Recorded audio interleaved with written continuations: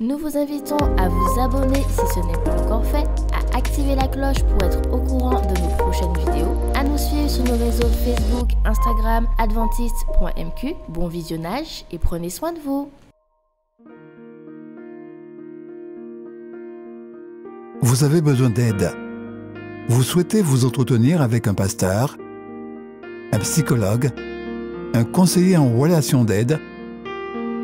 La cellule d'écoute de la Fédération des Églises adventistes du 7e jour de la Martinique est à votre disposition, 7 jours sur 7, de 8h à minuit, au 0805 288 394. Cet appel est gratuit.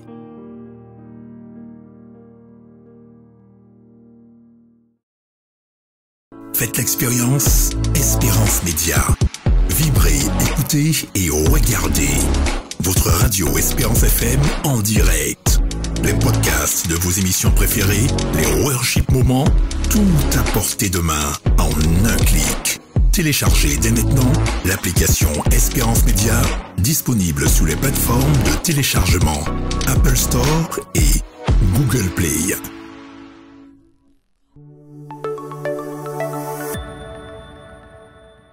Masha, une fillette russe, se sentait seule et découragée dans son école. Du moins, jusqu'à ce que sa mère lui offre la possibilité de s'inscrire à l'école chrétienne de Zaoski, en Russie, une école primaire adventiste proche de chez elle. Masha hésita d'abord, puis finit par accepter, espérant prendre un nouveau départ dans la vie. Mais bien que cette école et ses élèves soient accueillants, Masha se sentait encore seule. Du moins, jusqu'à ce qu'une camarade de classe s'assoie près d'elle au moment du déjeuner et lui propose d'être son amie. Une autre fillette lui parla aussi de l'amour de Jésus. Masha fut surprise de la gentillesse témoignée par ses nouvelles amies. Masha trouva un lieu de consolation dans un endroit tranquille où elle répandit son cœur devant Dieu. Ce fut un tournant dans sa vie lorsqu'elle se rendit compte que Jésus est son sauveur et son ami. Elle devint plus active dans son travail scolaire, sachant que ses camarades de classe l'aideraient et la soutiendraient. L'école chrétienne de Zaoski est devenue une lueur d'espoir pour de nombreux enfants. Grâce à son travail, quelques-uns de ses élèves ont pris conscience des réalités spirituelles et de l'amour de Jésus. Cette école s'est beaucoup développée depuis ses humbles commencements, avec plus de 200 élèves et de grands bâtiments. Sa réputation l'a précédée et les habitants des alentours souhaitent y inscrire leurs enfants pour qu'ils reçoivent une éducation chrétienne. Cependant, ce succès lance aussi un nouveau défi, celui de l'espace disponible. L'école ne peut accepter de nouveaux enfants à moins de s'agrandir. De nombreuses personnes désirent donner à leurs enfants une éducation chrétienne, mais ne peuvent le faire pour l'instant.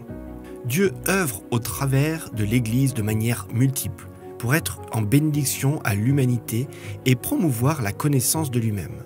Les écoles adventistes, les professeurs consacrés et leurs élèves sont seulement quelques exemples des moyens utilisés par Dieu pour être en bénédiction à ceux qui ne le connaissent pas encore. Chaque fois que vous répartissez votre offrande telle qu'elle est suggérée par le plan des offrandes combinées, elle aussi œuvre de manière multiple en étant en bénédiction à l'humanité sur une grande échelle. Ce système de répartition des offrandes a été conçu pour qu'ensemble nous puissions faciliter la tâche de l'Église dans sa prédication du mandat évangélique impliqué dans les messages des 3 anges. Ce mandat nous ordonne d'apporter l'évangile éternel non dans un seul endroit, ni par un seul projet, mais aux habitants de la terre, à toute nation, à toute tribu, à toute langue et à tout peuple, en lui invitant à craindre Dieu et à lui rendre gloire. Chaque fois que ce système de répartition est suivi, les projets missionnaires de votre église locale sont soutenus financièrement. Et les initiatives missionnaires régionales et internationales, telles que les écoles, les hôpitaux, les cliniques et autres institutions et ministères qui amènent les âmes à Jésus, seront aussi financées. Lorsque nous avons la mission à cœur et lorsque, dans la confiance mutuelle, nous mettons les ressources de Dieu en commun, les apportons à sa maison du trésor et les répartissons telles que c'est suggéré par le plan des offrandes combinées, nous pouvons faire plus, mieux, aller plus loin et plus vite. Puissions-nous mettre nos désirs à la dernière place et Dieu à la première.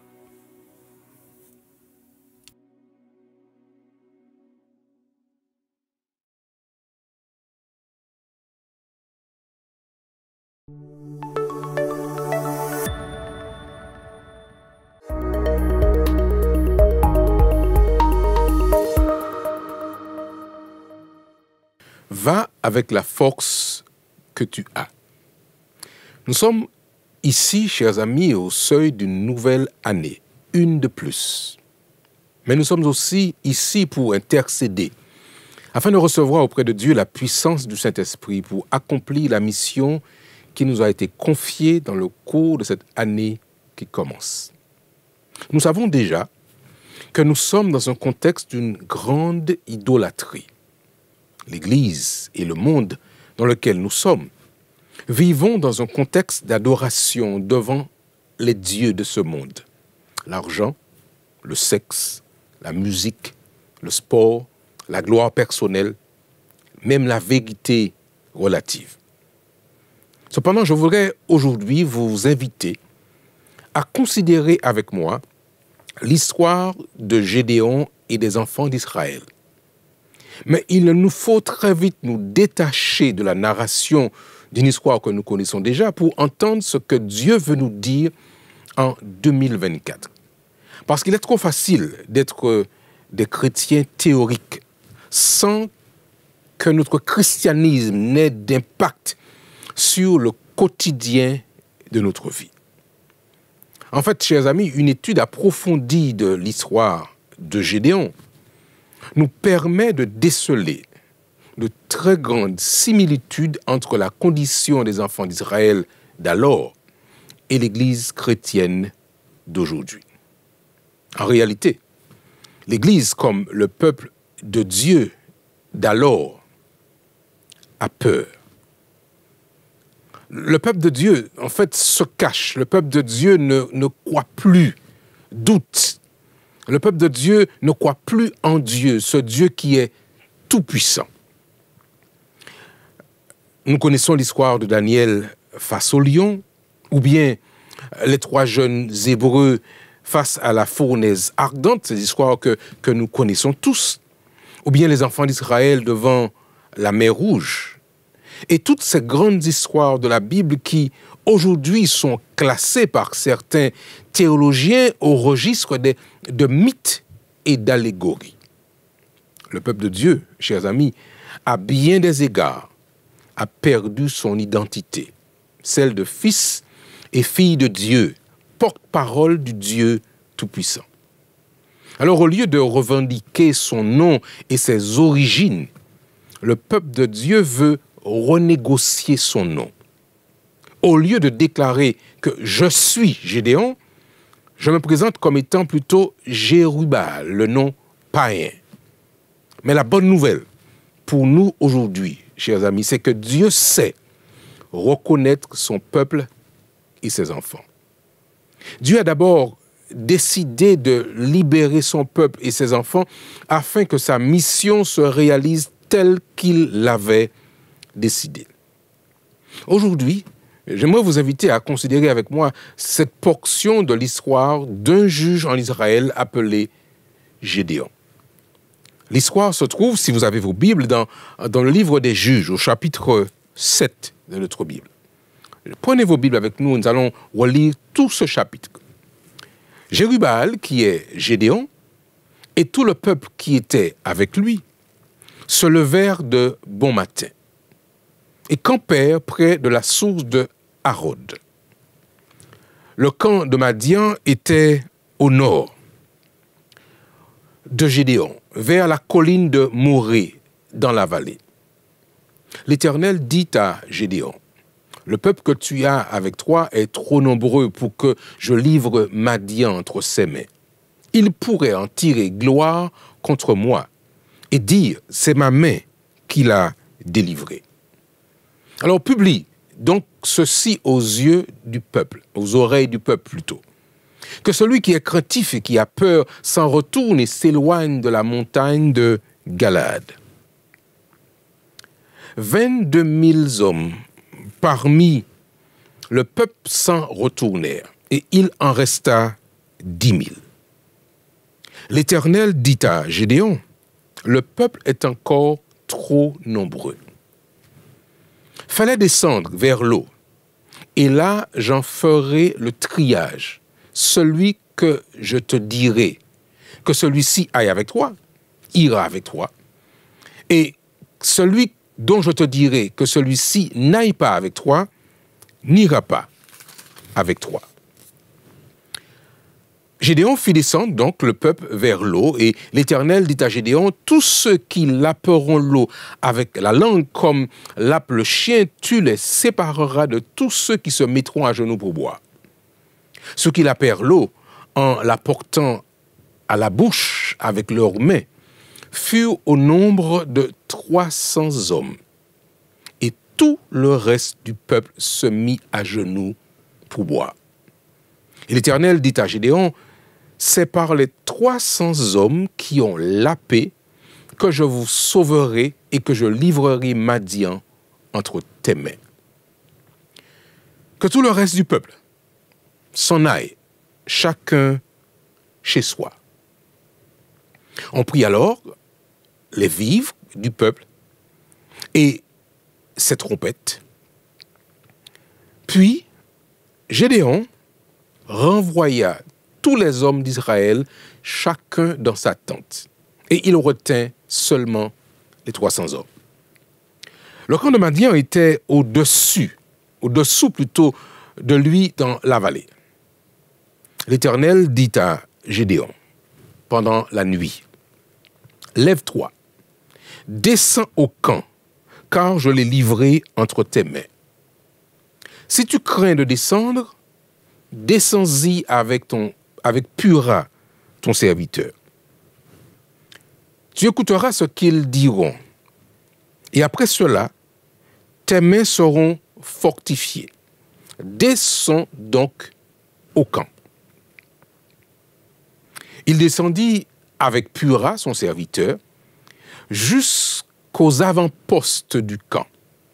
Madian, Amalek et tous les fils de l'Orient étaient répandus dans la vallée comme une multitude de sauterelles, et leurs chameaux étaient innombrables, comme le sable qui est au bord de la mer. Gédéon arriva, et voici un homme racontait à son camarade un songe. Il disait, « J'ai eu un songe, et voici un gâteau de pain d'orge roulait dans le camp de Madian. Il est venu heurter jusqu'à la tente et elle est tombée. Il l'a retournée sens dessus dessous et elle a été renversée. » Son camarade répondit, nous sommes au verset 14, son camarade répondit et dit, « Ce n'est pas autre chose que l'épée de Gédéon, fils de Joas, homme d'Israël. » Dieu a livré entre ses mains Madian et tout le camp. Lorsque Gédéon eut entendu le récit du songe et son explication, il se prosterna, revint au camp d'Israël et dit, « Levez-vous, car l'Éternel a livré entre vos mains le camp de Madian. » Il divisa ensuite en 3 corps les 300 hommes, et il leur remit à tous des trompettes et des cruches vides, avec des flambeaux dans les cruches. Et il leur dit, « Vous me regarderez et vous ferez comme moi. Dès que j'aborderai le camp, vous ferez ce que je ferai. Et quand je sonnerai de la trompette, moi, et tous ceux qui seront avec moi, vous sonnerez aussi de la trompette tout autour du camp. Et vous direz, pour l'Éternel et pour Gédéon. » Gédéon et les Gédérons et les 100 hommes qui étaient avec lui arrivèrent au bord du camp et commencèrent de la veille du milieu, comme on venait de placer les gardes. Ils sonnèrent la trompette et brisèrent les cruches qu'ils avaient à la main. Les 3 corps sonnèrent de la trompette, brisèrent les cruches. Ils saisirent de la main gauche les flambeaux et de la main droite les trompettes pour sonner. Et ils s'écrièrent, « Épée pour l'Éternel et pour Gédéon. » Ils restèrent chacun à sa place autour du camp et tout le camp se mit à courir, à pousser des cris et à prendre la fuite. Les 300 hommes sonnèrent encore de la trompette et dans tout le camp, l'Éternel leur fit tourner l'épée les uns contre les autres.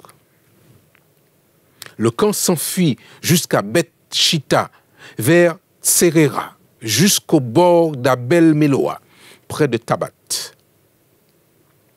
Les hommes d'Israël se rassemblèrent, ceux de Nephtali, d'Asser et de tout Manassé, et ils poursuivirent Madian. Gédéon envoya des messagers dans toute la montagne d'Éphraïm pour dire « Descendez à la rencontre de Madian et coupez-leur le passage des eaux jusqu'à Beth-Bara et celui du Jourdain. » Tous les hommes d'Éphraïm se rassemblèrent et s'emparèrent du passage des eaux jusqu'à Beth-Bara et celui du Jourdain. Ils saisirent 2 chefs de Madian, Oreb et Zeb, et ils tuèrent Oreb au rocher d'Oreb, et ils tuèrent Zeb au pressoir de Zeb. Ensuite, ils poursuivirent Madian et ils apportèrent les têtes d'Oreb et de Zeb à Gédéon de l'autre côté du Jourdain. Jérubbaal, qui est Gédéon, que Baal plaise, que Baal se défende, que Baal se venge, lui-même Gédéon. Celui qui coupe, celui qui fait tomber, coupant, abattant. Voici le sens du mot Gédéon et Jérubbaal. Chers amis, à la fin de cette lecture, le plus important est de savoir que l'on est avec Dieu. Le reste est anecdotique.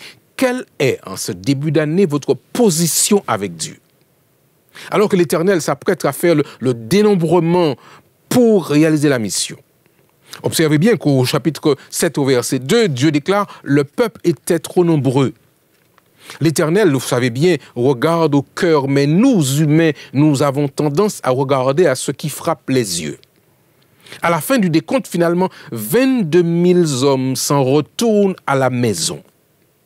Au verset 4, on découvre encore du même chapitre que l'Éternel dit à Gédéon, « Le peuple est encore trop nombreux ». Et finalement, au verset 9 du chapitre que nous avons lu ensemble, il n'en reste que 300 hommes. Dieu déclare, « Je l'ai livré entre tes mains avec ces 300 hommes ». Vous savez, chers amis, les instructions du Seigneur ne sont pas des conditions de victoire, ce sont des vérificateurs d'obéissance. Ce n'est ni par la puissance, vous connaissez le texte, ni par la force, mais c'est par mon esprit, dit l'Éternel des armées, selon Zacharie chapitre 4, verset 6. Premièrement, je voudrais dire aujourd'hui ceci. Dieu cherche des hommes qui croient en lui de tout leur cœur. Deuxième condition, en ce début d'année, Dieu a déjà annoncé qu'il a accordé la victoire à son peuple sur les forces du mal et les armées ennemies. Troisième information importante aujourd'hui, chers amis, les modalités de la victoire ont été décidées par Dieu lui-même. Tout ce que nous avons à faire, c'est croire et obéir.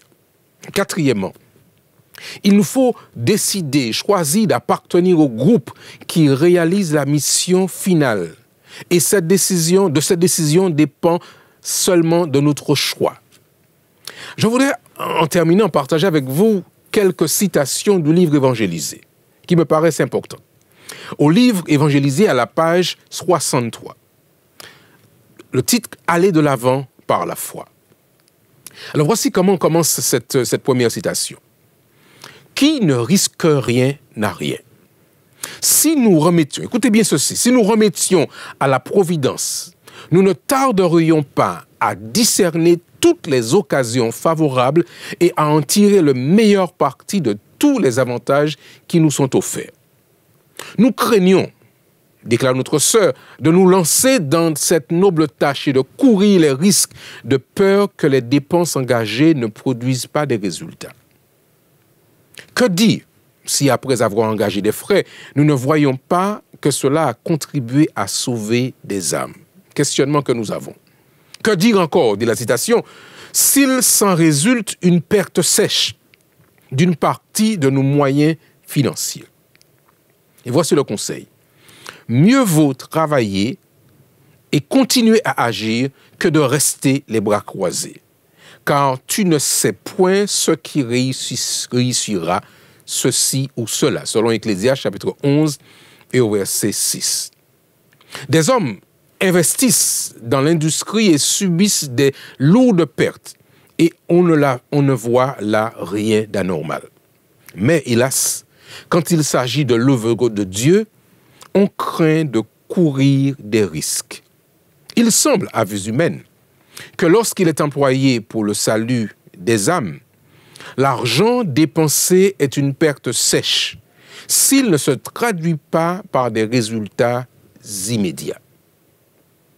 Les fonds qui sont aujourd'hui, chers amis, qui sont aujourd'hui si parcimonieusement investis dans la cause de Dieu et qui sont gardés si égoïstement, seront, nous le savons bien, dans un peu de temps livrés avec toutes les idoles en pâture aux taupes et aux chauves-souris.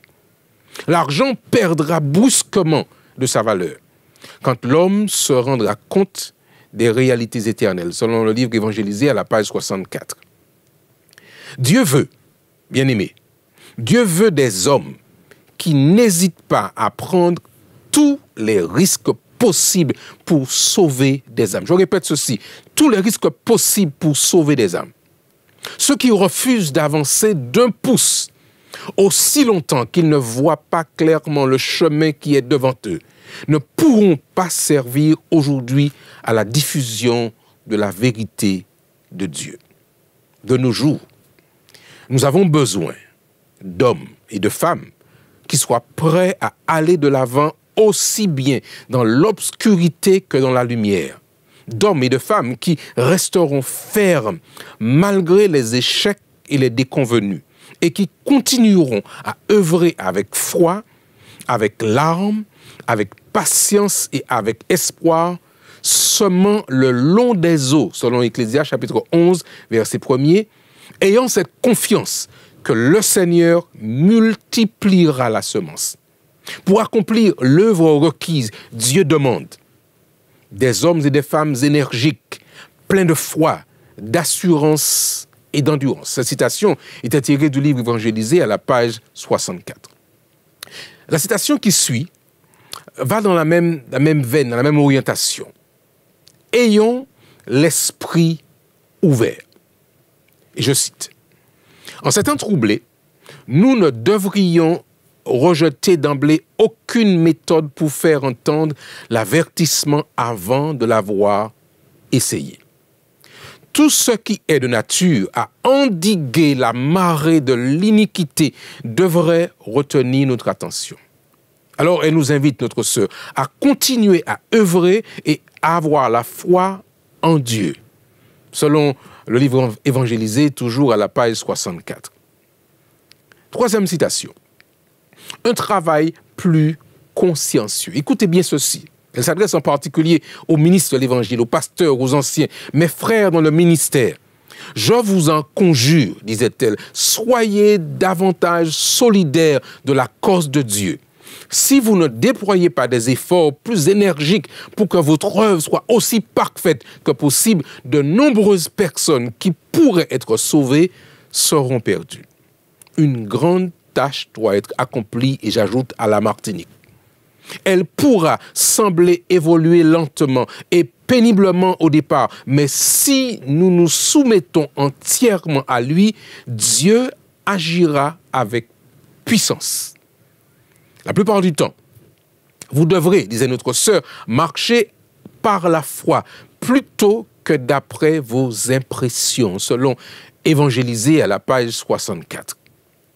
Où que vous soyez, et si difficile que soient les circonstances, ne prononcez pas de paroles de découragement.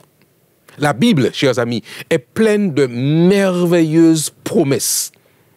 Ne pouvez-vous pas compter sur elle? C'est la question qu'elle nous pose aujourd'hui. Quand nous travaillons pour le salut des âmes, Dieu ne veut pas que nous allions au combat avec nos propres frais, avec nos propres forces. qu'est-ce qu'à dire? Sinon que nous ne devons pas agir avec nos propres forces, car le Seigneur nous a donné l'assurance qu'il sera à nos côtés. C'était tiré toujours du livre évangélisé plutôt à la page 65, le premier chapitre. La citation qui suit, chers amis, alors que nous réfléchissons pour commencer cette année 2024, se dit de cette manière. Sur l'ordre de Dieu, qui nous disait en avant, nous avancions lors même que les difficultés à surmonter semblaient rendre la progression impossible. Nous savons ce qu'il nous en a coûté dans le passé de suivre les plans de Dieu, ce qui, en tant que peuple, a fait de nous ce que nous sommes aujourd'hui.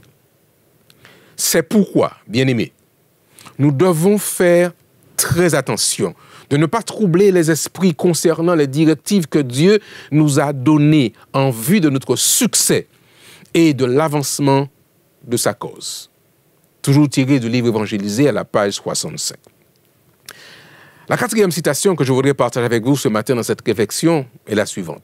Faisons notre part et Dieu fera la sienne.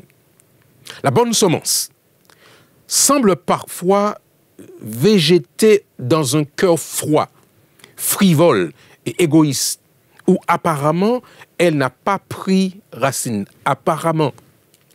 Mais souvent, l'Esprit de Dieu agit néanmoins sur ce cœur, y répandant la rosée du ciel, si bien que la graine si longtemps cachée germe et finalement porte du fruit pour la gloire de Dieu. Dans l'œuvre de notre vie entière, mes chers frères et sœurs, chers amis, nous ignorons ce qui réussira, ceci ou cela. Toujours Ecclésiaste 11, verset 6. Nous, vous et moi, pauvres mortels, n'avons pas à statuer sur de telles questions. Nous devons simplement accomplir notre tâche et pour que cela ait des résultats, nous en remettre à Dieu. Évangélisé toujours à la page 65. La cinquième citation que je partage avec vous ce matin a pour titre « Prêtez main forte aux églises ». Et je cite. Il appartient à toute fédération, petite ou grande, de s'employer avec sérieux à préparer le peuple pour le retour du Christ. Les églises d'une fédération, désireuses de se mettre à l'œuvre et qui ont besoin d'apprendre à faire un travail fructueux, devraient, écoutez bien ceci, recevoir pour ce faire l'aide indispensable que seul Dieu peut nous donner. Que chaque employé de la fédération veille à ce que celle-ci déploie une activité intense pour le développement de l'œuvre de Dieu. Que chaque membre d'Église devienne un membre actif pour que grandissent les intérêts spirituels. Grâce à un amour sanctifié, à d'humbles prières et à un travail consciencieux, que les prédicateurs fassent leur part, tiré d'Évangélisé à la page 65. La sixième citation que je voudrais partager avec vous, c'est l'avant-dernière. Le titre est le suivant. Le Seigneur tient les commandes. De redoutables dangers menacent ceux qui portent des responsabilités dans la cause de Dieu. Ça, nous le savons. Des dangers dont la seule pensée, disait Ellen White, me fait trembler. Mais ce message m'est donné. C'est Dieu qui parle. Je tiens les commandes et je ne permettrai pas que des hommes gouvernent mon œuvre dans ces derniers jours. C'est moi, l'Éternel, qui tiens le volant et ma providence continuera à exécuter les plans divins en dépit des manœuvres humaines.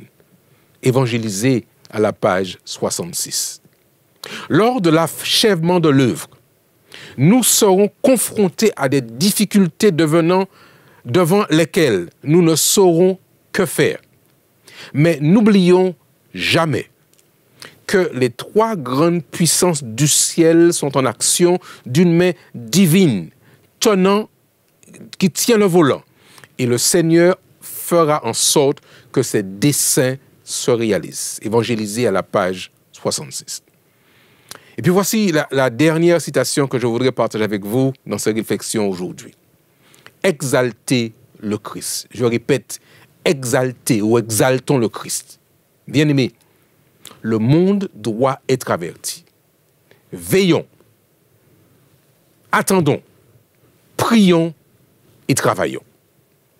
Ne faites rien par esprit de parti ou par vaine gloire. Évitons quoi que ce soit qui favorise les préjugés, mais faites tout pour qu'ils s'atténuent en laissant remplir les rayons lumineux du soleil de justice au milieu des ténèbres.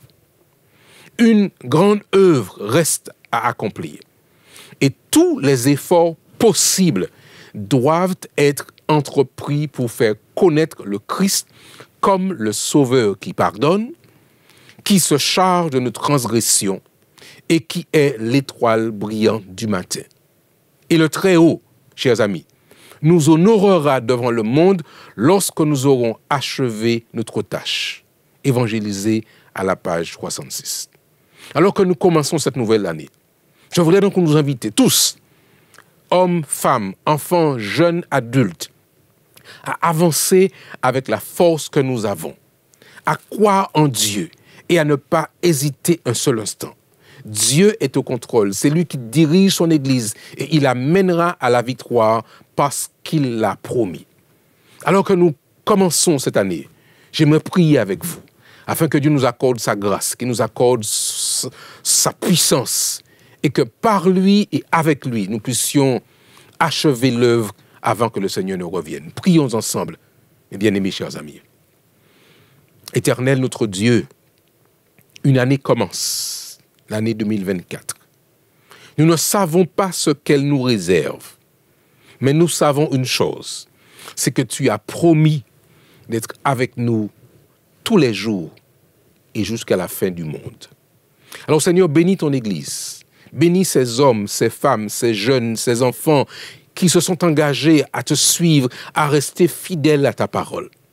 Accorde-nous, Seigneur, ta puissance dans le cours de cette année 2024 et que nous puissions, comme un seul homme, rassemblés autour de ta parole, réaliser ici dans ce territoire et dans le monde entier la mission que tu nous as confiée.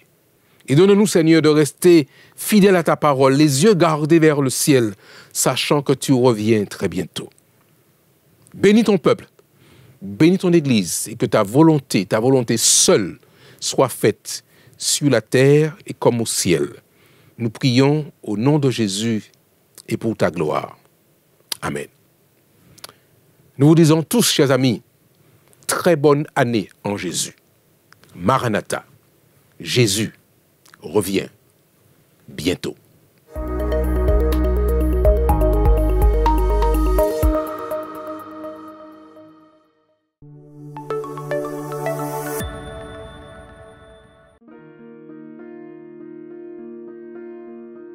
Vous avez besoin d'aide. Vous souhaitez vous entretenir avec un pasteur, un psychologue, un conseiller en relation d'aide. La cellule d'écoute de la Fédération des Églises adventistes du 7e jour de la Martinique est à votre disposition, 7 jours sur 7, de 8h à minuit, au 0805 288 394. Cet appel est gratuit.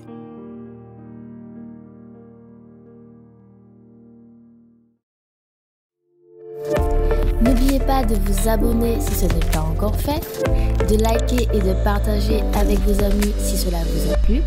À bientôt pour une prochaine vidéo.